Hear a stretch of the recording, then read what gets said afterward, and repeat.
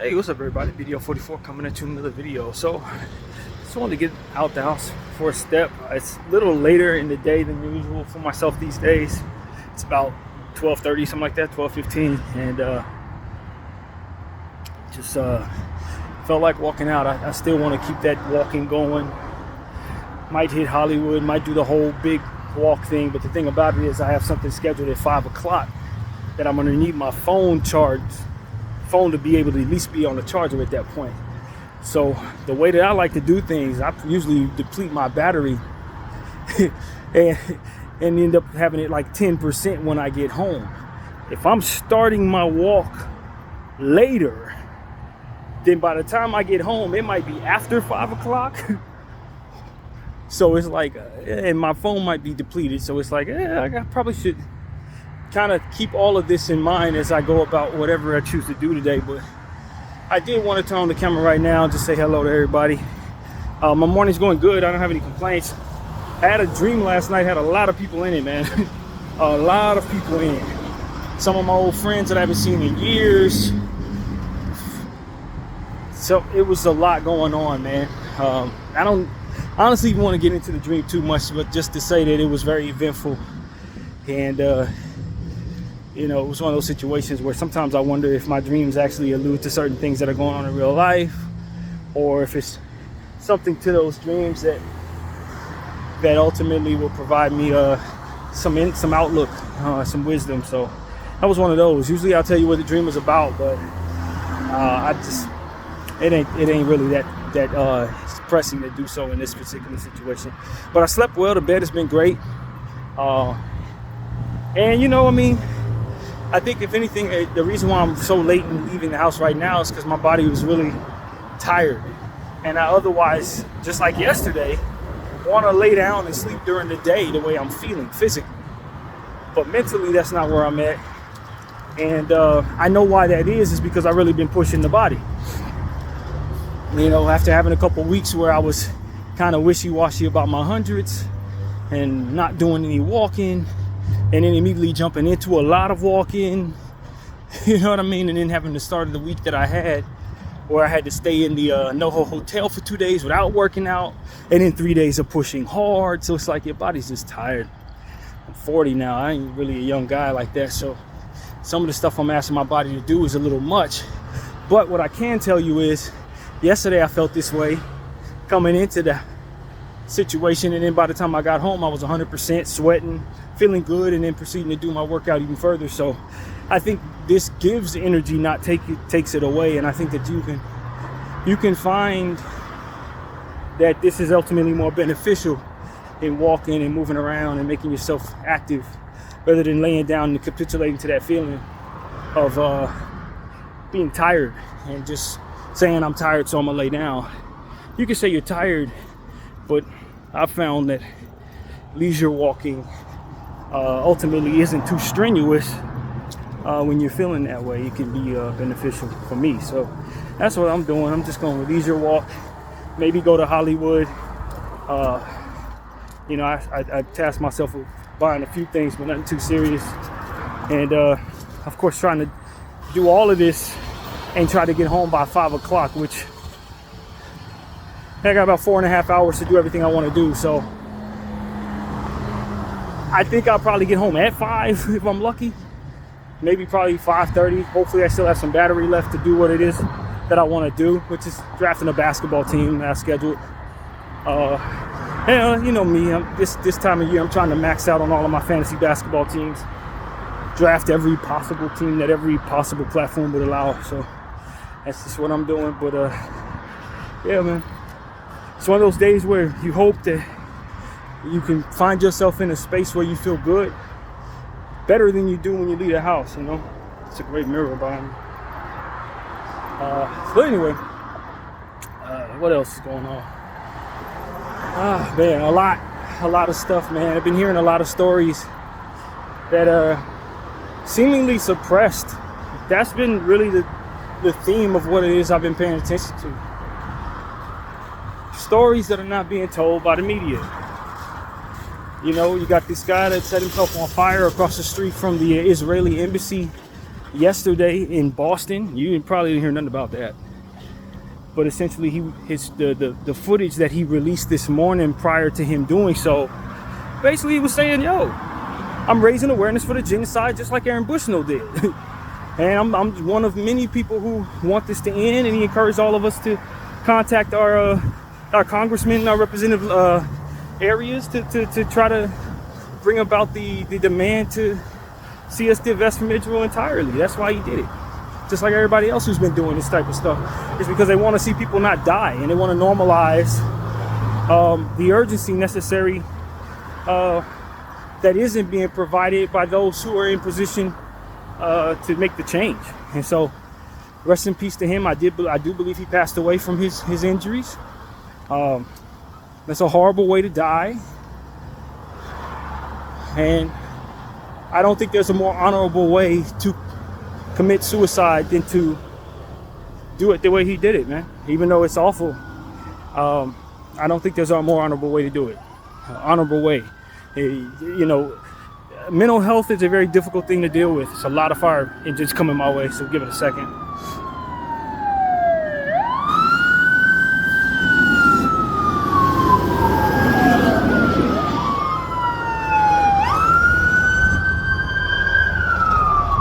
Three of them. But, you know, mental health is a real thing, and loved ones deserve to see you survive. You feel me? I'm not encouraging anybody to self-emulate or do anything of that nature. I don't think that's even the word, self-emulate. I don't know if that's the right word, but I don't want anybody to hurt themselves at all. And, you know, it's one of those situations where you can see a lot of pain in his eyes when he did it. I don't know if this cause was the only reason why he checked out, but he did check himself out of here. But, you know, at the end of the day, can't help but see the urgency for saving lives when you consider what it is he did. The urgency for saving lives, not necessarily the intensity maybe would otherwise be provided to see someone like him save his life and not take his own life, but more so raising awareness for what it is that he ultimately was about. And of course, our national media does no honor of that. And they sit up here and say he burned himself down in front of a Four Seasons hotel, and they didn't know why he did it. You know damn well why he did it. And he wasn't necessarily in front of a Four Seasons hotel. He was across the street from the Israeli embassy. Luckily enough, he left us that video so that his cause and what his intentions were actually understood. So that's one story. You got another story going around about a young man that was found hanging, a black kid that was hanging. I've heard this story maybe like 2 months ago, but it ain't been spoken of in the national media. And he was lynched. I'm not sure, somewhere in the Midwest, I believe it was. I don't have much information on it, but you know, yet again, another black man lynched somewhere in this country. That story you're not hearing anything about. And I think there was another story as well that's going around that I'm getting a whiff of. I don't remember exactly what it was, but it was like that was also too suppressed. So election time is one of those things where it's like when they really want to make a big deal out of a certain thing for the betterment of what their intentions are, and I do mean our government and Israeli-owned media, they really will turn an unfortunate situation into the biggest spectacle possible. And you will rally behind it if they want you to. Or you will at least see the reasoning behind you should. And you think back on all the circumstances that they thought held value. And you wonder why this situation meant so much more than that situation possibly did, and why nobody seems to care about that situation, but they care about this one. It's just because their agenda is wrapped up in it. Whatever it was that they were intending was what it ultimately was about, not necessarily the preservation of life. You know, you hear about these kids in Gaza who've been given the polio vaccine, only to lose their lives 24 hours later getting bombed. And that vaccine is not meant to save these children. It's meant to keep the polio vaccine from spreading toward Israelis. You understand what I'm saying? They're not protecting these children, they're protecting themselves. They could care less these kids get the polio vaccine. They could care less these kids die. They're just gonna give them the vaccine to kill the polio inside of them. And it's like, of course, if you're going to do the things that the Israelis have done to these people, of course, germs and bacteria are going to manifest from that. That's obvious. You think they would think about that before going down this process, or that they would value that before going down this process? No. Because they don't mind sacrificing their own people for the sake of what it is they're doing. So, you just see the American media and their intentions when they want us to get riled up about a George Floyd, or they want us to get riled up about a certain thing. Suddenly everybody's media is there. They a million cameras in the front of whoever's faced with the circumstance, or a million different stories are being run about the situation. And this brother right here who got lynched wherever he got lynched, he didn't hear nothing about him. What's the difference between his life and George Floyd's life? Nothing. The agenda behind it and how they can manipulate it toward their benefit for whatever they got going on. That's the difference. There's no difference. Some of this stuff is being done, in my opinion, especially when you realize the lack of credibility we should have for who's telling us what these days in regards to our media, as we talked about in yesterday's video. Some of this stuff is actually probably being done with the intention of stirring up stuff around it. It's not like these are just happenstance and there's been a possibility of capitalizing on the circumstance that just happened to take place. No, that's not what I think is going on anymore. I think they're actually doing these things. They are doing these things, and then with the opportunity created by the action, further pushing forth whatever agenda they have from within that opportunity. I don't think these are accidents. I think these things are being done purposefully. Conspiracy to the max type stuff. I really do. I think a lot of the stuff that we most had highlighted that would otherwise rile people up have been done purposely by whoever behind the scenes. I really believe that. And some of the stuff that is accidentally done, or stuff that they didn't deliberately do, are the things that sometimes get suppressed, that would otherwise mirror what it is that they highlighted, but it wasn't under their control. It wasn't necessarily what they wanted people rallying around, or at the time that they wanted rallied around. So they suppress it. It's not the time to we don't have it budgeted right now for people to start rioting. We don't have it within our control right now that people start tripping about this. So let's suppress that story, because that's going to rile them up just the same. We don't want to get behind that story. We don't have the budget to get behind that story like we do when we're prepared. That's why I think it's kind of the environment for which a lot of this stuff is going on, man. It's just my speculation. I don't know, but I think I'm seeing this, the tea leaves telling me that. And so that's why I just want people to be sharp as possible in whatever way you can control. So I think it's important that a lot of people who are slaves to vices get off of those vices, man. Another story that's been floating around is how multiple police officers over the last several months have been caught selling and or smuggling fentanyl into various neighborhoods. Cops caught. You didn't hear nothing about it. I think that was the other story. Several names. It's floating around Instagram today. A couple of my favorite people that I follow have unearthed this information to us. People that look like they've been to college, come from good homes, fit the American bill for what you would expect an American to be. They are people who are funneling poison into neighborhoods where people look like me at. But people are desperate, don't have a lot. That type of energy is going around, man. And so, not that it's new, because obviously they did the same thing with cocaine in the 80s, crack in the early 80s and 90s. That's always been America's war. The war on drugs was one hand washing the other. That's all it's ever been. Same people who say they want to stop it are the ones that benefited from the most. And I'm supposed to be too wrapped up in my culture of hating my brother to even think about that type of stuff, or even hold them accountable for it with my voice, but not at all. That's not how I'm wired, as you know. So this is what I'm bringing to you guys. There's various stuff like this that I'm hearing. It's like ridiculous.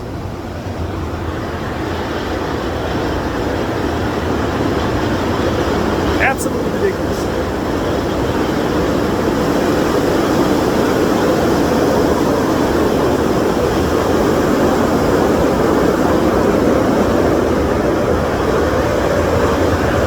And as a citizen of this country,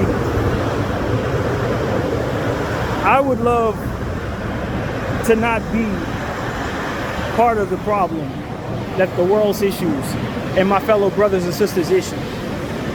I would love not to pay into genocide and pay into my own demise and upkeep that for which would otherwise destroy my people. I really don't want to be a part of the problem any longer. And I would like to normalize everybody aspiring to feel that way. If you got a heart in any way, let's aspire to not be part of these problems. Do whatever you got to do to hold whoever needs to be held accountable, including yourself, for the actions that need to be held accountable for. Get a bit better within your own life at doing things in the dark that you don't mind being seen in the light. That's how we can really start to change the culture. Because a lot of what's going on out here is just based on our needs to be evil, self-destructive, feed our vices and all these different types of things. A lot of that stuff gets removed once a person holds himself accountable. From person to person, we have an accountable atmosphere. A lot of these different things that ultimately are infiltrated into our lives don't have the space from which to stand without us first being compromisable and guilty and ashamed, or whatever the energies would otherwise be that would coerce you into doing things out of desperation, that would cause pain for others, that would cause you a bad name or what have you. Some of this stuff is done by us, man, and we got to be honest about that. And so that's what I'm here to say, man. We got to hold ourselves accountable to the best of our ability, and in doing so, we create an environment for which we are unblemished so that we can hold others accountable for whatever they need to be held accountable for, and less likely to be compromised away from what is right in the situation. And so that's my thought on this, man. Fentanyl is a killer, man. Let's get off of these drugs if at all possible. I get it, you got a lot of pain. There's a lot of people who don't care, and they're influencing other people who may just want to have a good time and all different types of stuff that tumbles forward. This is why we got to take care of what it is we got to in our mirror, man. Because that's what it really comes down to. There are some people who do not care, who are ultimately influencing people who want to have fun.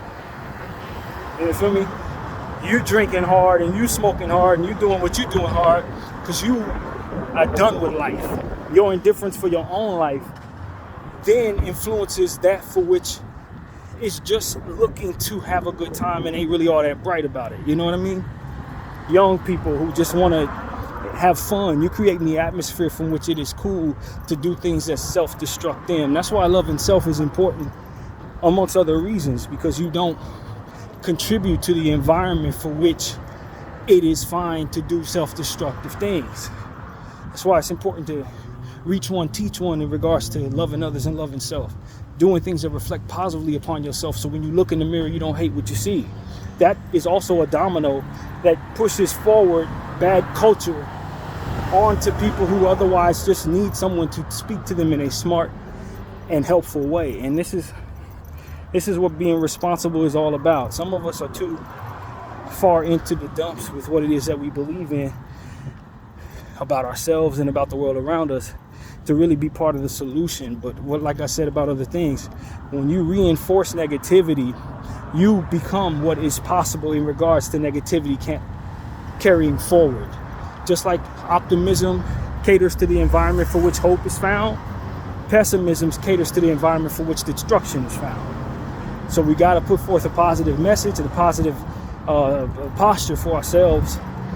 And part of that has to do with how you treat others, how you handle situations where you're held accountable, what cultures you press forward to children in regards to being willing to make right wrongs that they may have done and disciplining them in whatever way necessary that's constructive in nature, so that they understand that it's their responsibility to help contribute to society and an environment and atmosphere from which positive cultures can be passed forward. These are things that we really have to think about when we do whatever it is that we do. When we leave the house and are reckless in nature in whatever way we do, only to do things that we most regret, and then further to takes away our love for self. You want to get in the car, drive drunk, you hit somebody, now you hate yourself. And that type of stuff, it's preventable, man. It's preventable. Put caps on yourself to a degree. You got to check yourself, so to speak. Because all of this stuff is a domino that tumbles forward to what goes wrong in a lot of things. You want to choose the wrong thing. You want to be frivolous in nature. You want to let the young people around you think that they have more power when they do whatever it is that shouldn't do, just because it make you money and all different types of stuff like that. I'm telling you, man, you learn to hate yourself, only further to deteriorate the environment around you from within that. Hatred is not harmless. Folly is not harmless. Bad influence is not harmless. A lot of y'all ain't good people. You would like to be better human beings. You're striving to be better in some cases, but you keep pressing forward bad examples for the sake of how you would benefit from doing so. Oh, we're going to talk about this. We're going to stir this up because it gives us views. Oh, we're going to stir that up because we're going to get views from it all. You know, if we keep on making this type of music, they keep paying attention.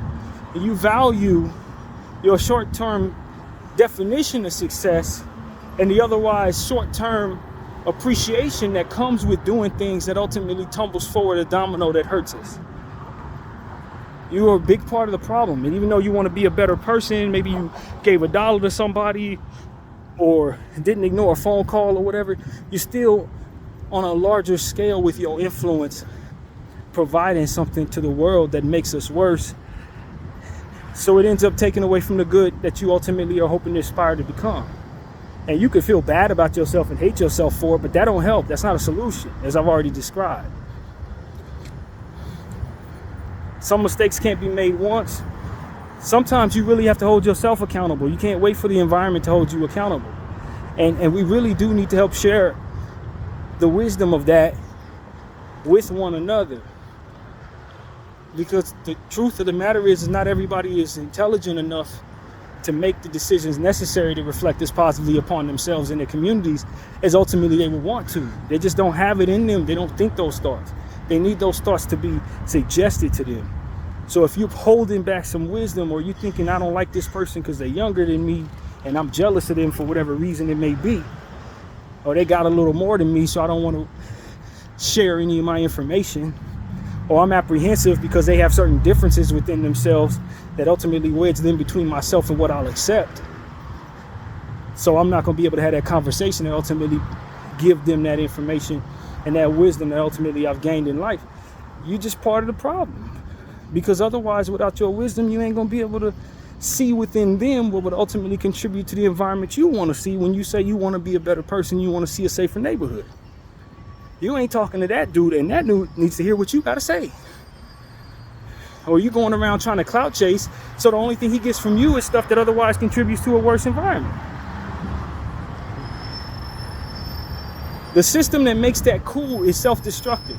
The system that makes that cool betrays that for which is inside of you, that ultimately would like to see yourself be a better person.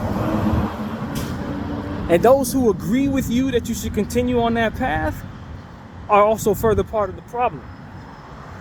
So for the sake of getting along with people that don't mean no good to the environment around them, you continue to push forward things that are agreeable to them, which are ultimately horrible for the rest of us. And then you look in the mirror and hate yourself for what you did wrong. This is where you go wrong. A lot of people would rather be disagreeable with people who want good things, like peace and unselfishness and parity and tolerance. You're disagreeable with those people. And so you're part of the environment that ultimately is deteriorating in nature. It's self-destructive based on what it is that you agree upon, based on the fact that you believe in that or see that as more necessary than the hard work of doing the right thing. You know what I'm saying? It's easy to do the wrong thing, and that's why it's so much bad out here. We got to learn how to push over the right dominoes, man, so that the things that we ultimately want to see in the world can be possible, rather than the stuff that looks like it's so far away because we don't contribute within ourselves to its possibility. A lot of people say, what's the use? That is the use. That you contribute your intentions and your belief in that it is no use makes it so that it is no use. It's not possible because you are one of many people who agree with you. You start being an influence in the change in the culture for things that are most necessary that may seem improbable, then aligns the possibility with reality. Because then once you are optimistic about, hey, this change could come, you'll find that you're just as influential in your positive energy as you would be with your negative energy. You're just as influential with your against the grain energy that otherwise makes us a better environment as you are in just going along with what everybody else is doing and making things just as bad as they've been or worse. Like, it's not limited to really anything, really. All different types of different cultures that need to be changed. And it just starts with somebody being strong enough to stand on their own and influential enough to make somebody else feel confident that they should stand with them. It may take some time, but that's really how any of this works. And that's why I choose to speak the way that I do in my camera, because I know that I can be a part of the beginning of some change or the beginning of some real conversations just by standing on my square and not really caring about who's going to shun me for it today. When I know that there's going to be somebody who's inspired to hear me speak this way, who will also do the best they can to give what they have in that same way. And eventually it'll be much more normal seeing others do what it is that I'm doing today. And so that's really what it's about, man. I'm not the first one, obviously, but what I'm saying is the environment that I'm in will require somebody to stand away from what is deteriorating at it in order for it to have a chance. And my people, if we're not going to be extinct at some point, we're going to have to find a way to get out of our own way, just like we're going to have to find a way to get our oppressors, or whatever the word would be, off of our necks.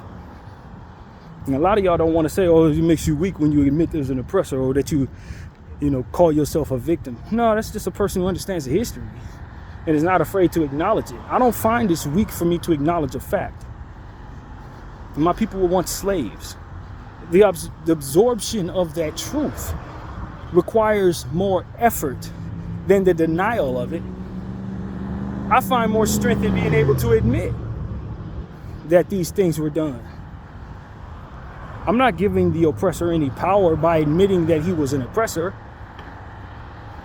That's a state of mind that's in place by the insecure who's having a hard time absorbing the truth of themselves.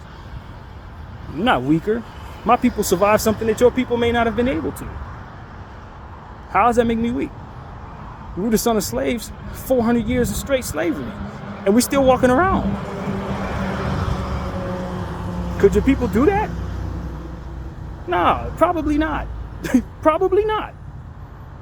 So I find a great deal of strength in admitting that that happened. It doesn't mean that I feel like that was the better path for people to have gone through, but that we went through that adversity and survived it means that we hold a certain strength that others may not.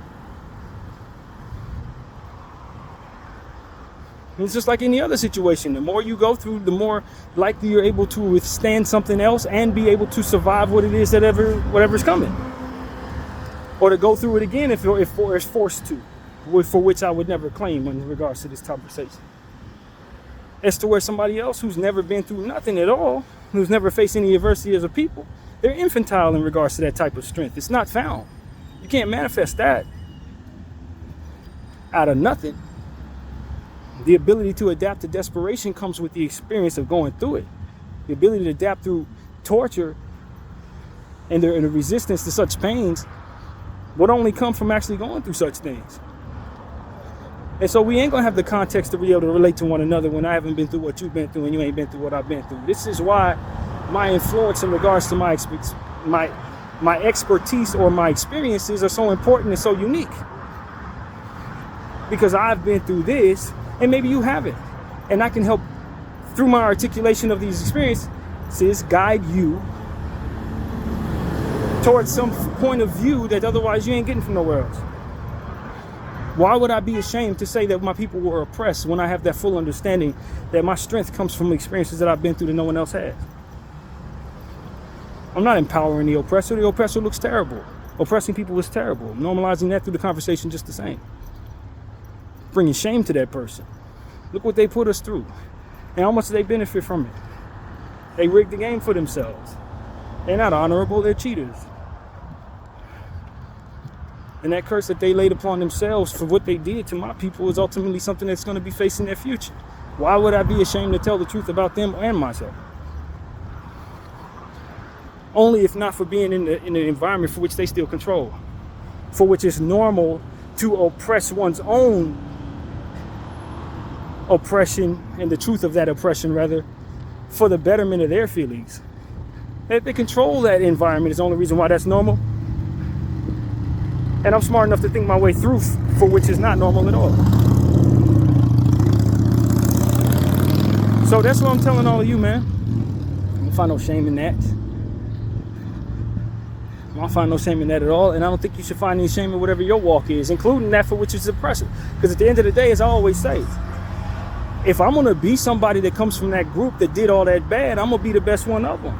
I'm going to show you why you shouldn't do what we did. And I'm going to put a better name on us. I get a chance to turn the thing around with my own life, with my own reflection. Why would I be so ashamed to say I'm going to be the best one we ever had?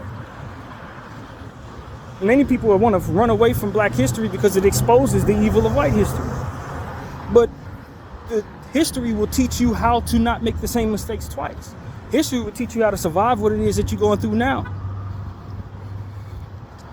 So I'll tell all of y'all that for those who want to suppress that history from your own children, you ain't doing them no good. Because they'll walk around with their chest out thinking they can get away with that only to get their heads knocked off by people who are still resentful of it. They need to know what y'all did. They need to know what your ancestors did to us. They need to know what your ancestors did to the Native Americans, what your ancestors did to the Arab nations. They need to know what you're doing to the people right now. So that they don't walk around thinking that there's going to be love coming their way that otherwise hasn't been found. That they ain't going to walk around thinking that they can just receive the superiority treatment everywhere just because they would otherwise receive it here. When they're going to get more resentment everywhere else in the world as they continue to move.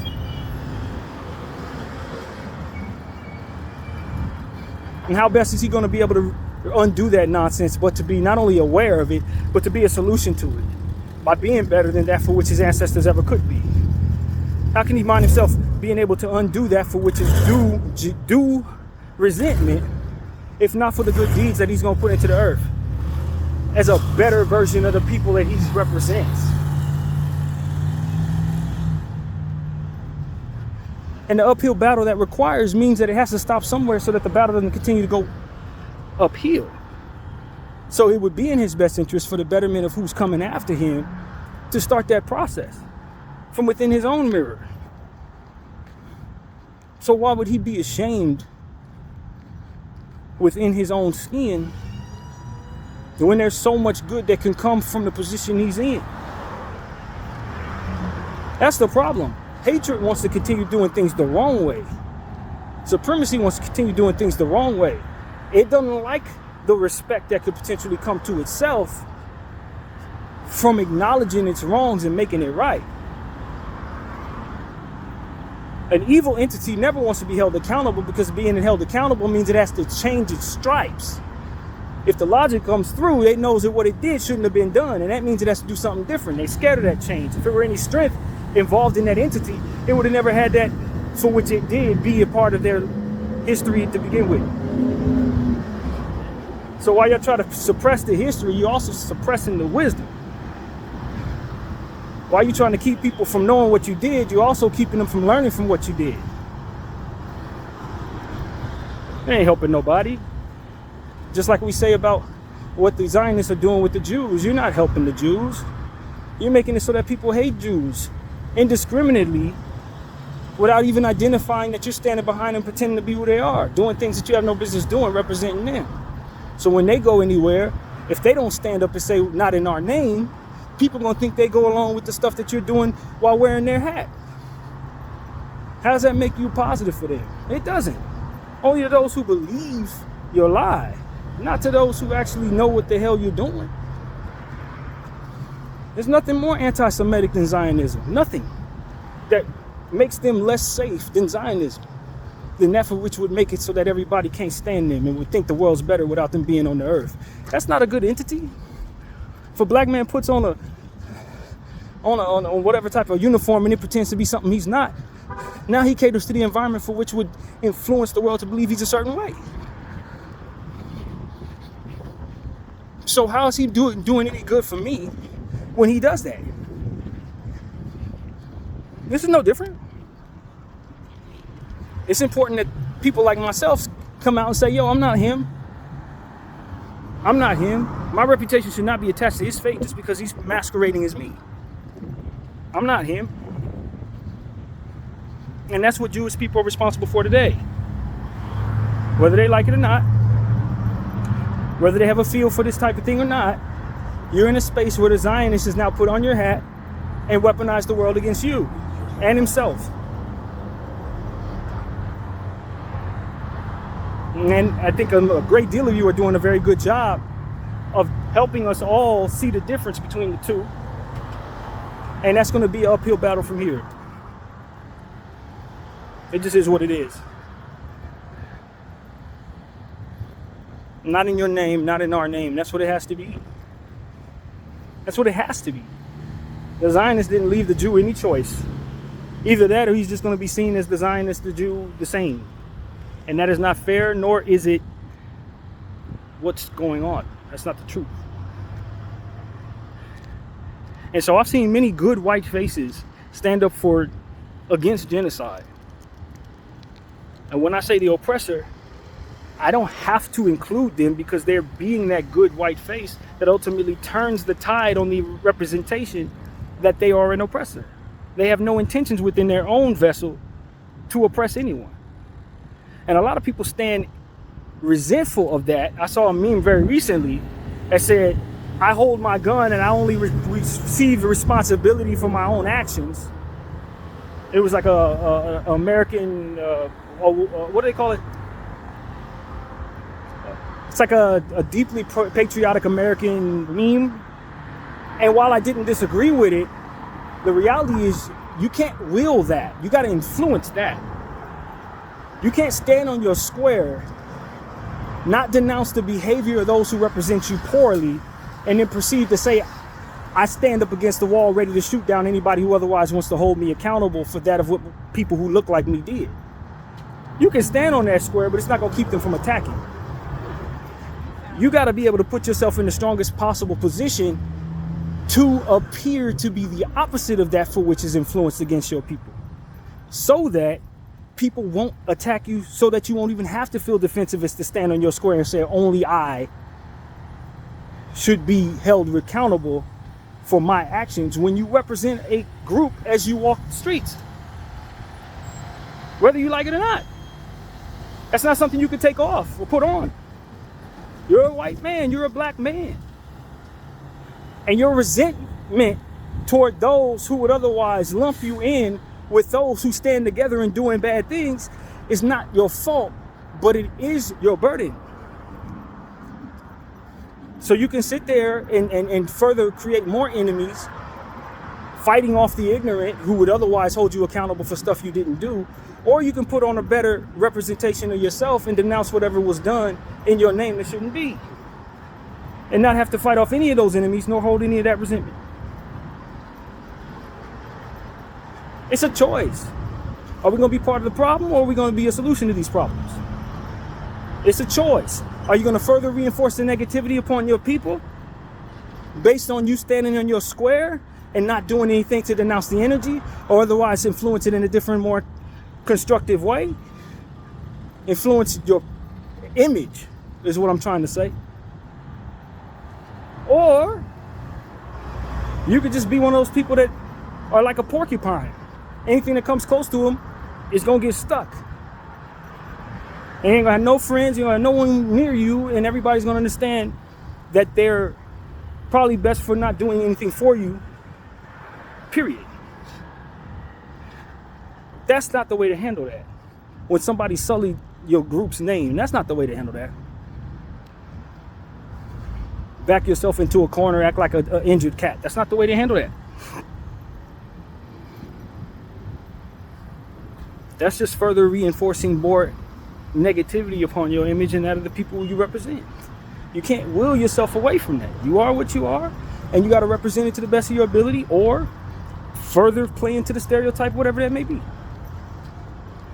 And if we're not intelligent enough or wise enough or whatever the word would be to represent ourselves in a way that allows people to see us individually as a part of a better collective than what is understood, then we lose, regardless of the group. Be a part of the solution. First in the mirror, first within yourself, first in the dark. Then you can cater to the environment for which your people is seen better in the light.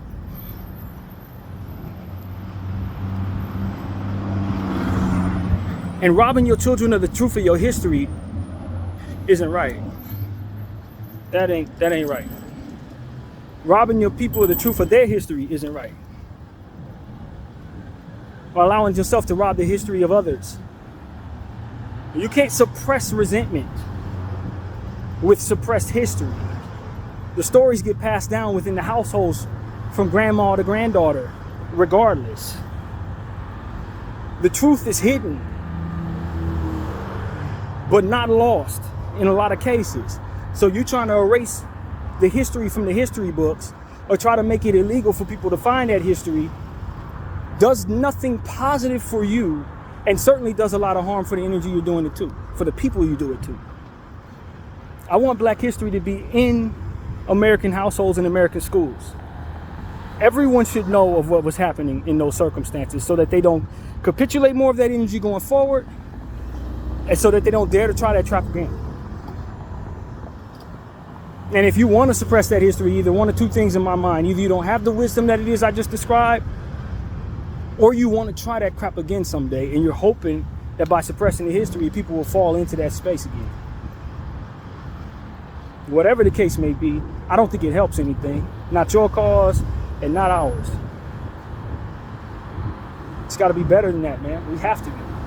And we got to weed out those of us who want to represent us poorly so that we're not constantly battling against what it is that meme was talking about within our own collective groups. And we got to be able to identify that properly. People who want to suppress the history of white America's sins against Native Americans and against Black people, they don't mean white people no good. They're lying to their own children so that they'll take a certain stance that'll be resented against otherwise by those who are not ignorant to what has happened. And they know that a lot of people are ignorant and not going to ask the right questions. Just as I identify that many people are doing in regards to this Israeli conflict. They think every Israeli is deliberately not acknowledging the history. Not that it's been suppressed from them by way of what they've been taught all their lives and for what has been ultimately done to them by their government. Telling them that they're the most important thing, leaving them out to slaughter for the rest of us as they continue to promote that for which is indifference toward Palestinian people. They're victims. And within our emotional space and our desperation for the salvation or the preservation of Palestinian lives, that gets slipped through the cracks. We don't care about their lives. We want to see the whole place destroyed.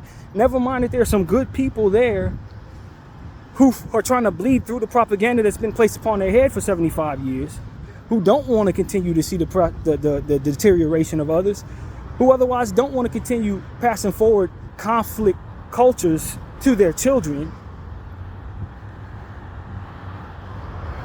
who otherwise may not have been willing to occupy the land before it was normal to do so. These are cultures that have been coerced into by the propaganda over their heads, no different than a lot of us in regards to rocking the vote and eating greasy foods. And the functionality of that versus us is so that we be at war with one another without asking the proper questions. You need to influence these people to change. You don't need to make enemies with them with ignorance that ultimately doesn't acknowledge the brainwashing of their minds. But within our emotional state, without actually giving it as much thought, we will apply that for which is knowledge and the willfulness to ignore knowledge upon those who have ultimately been brainwashed away from knowledge. and coerced into spaces that are otherwise bad for them in representation and bad for people in going against them, particularly Palestinian people. So we don't care, as those of us who are paying attention to the Palestinian conflict, we could care less about the Israeli hostages because we believe those hostages were taken by the Israeli government. But it's not that we believe is most important. It's that those who are fighting to see this stop understand that. On the Israeli side, those who are sitting out in the middle of the street, in the middle of Tel Aviv, saying they need to overthrow their government because he's doing nothing to get their hostages back, they need to understand the fullness of what has been placed upon their heads in regards to their own importance versus what everybody else thinks of them at this point, now that they're going around influencing that importance in a violent manner against innocent people. They've been coerced into spaces where they believe that the people that they hate are not innocent. That is what needs to change. And annihilating them is not the best way to influence that truth. Conversation and patience with the ignorant is the way to influence that truth. It's chestnut checkers. I can mow the whole place down, and whoever's few left is not going to be none the wiser and twice as more angry. Or I can speak the truth, understand the ignorance, and try my best to influence it with understanding that for what it is that they need to provide themselves and their children going forward. I need to be able to influence that understanding so that they go back and say, yo, yes, we are important, but not because we're more important than someone else. That doesn't make us strong. That doesn't make us special. What makes us special is being able to undo that for which is influencing us to believe that we're more important than everyone else. We've been coerced into spaces where we believe that it's our duty to see others suffer so that the maintaining of what it is that we believe, which is not true, can continue. It is wrong to steal land. It is wrong to kill children, even if they're on the enemy behind enemy lines. It is wrong to say that I'm better than somebody else and to want to annihilate others. And it is okay to influence the world to be tolerant of people all over the world. It's fine to do that. It makes the world safer for us and for them. That's what's missing from the Israeli psyche as a collective. Annihilating them does nothing for that. It does nothing for the circumstance. And most importantly, it does nothing for the example of how to handle situations like this in the future, which are inevitably coming. Because this has worked, unfortunately. So that's what I'm telling all of y'all, man. We got to get smarter. We need to get more intelligent in regards to handling these situations, surmising these situations, and ultimately how to disarm that for which is wrong in these situations. It doesn't work by being emotional and then from there being violent. That does nothing to change minds, which is most important when changing culture. You got to change minds. Destroying them does nothing for that. It just creates more resentment and less thought. It doesn't work. If it worked, I tell you it works. It doesn't work. BDL 44. I thank y'all for watching. I'm out.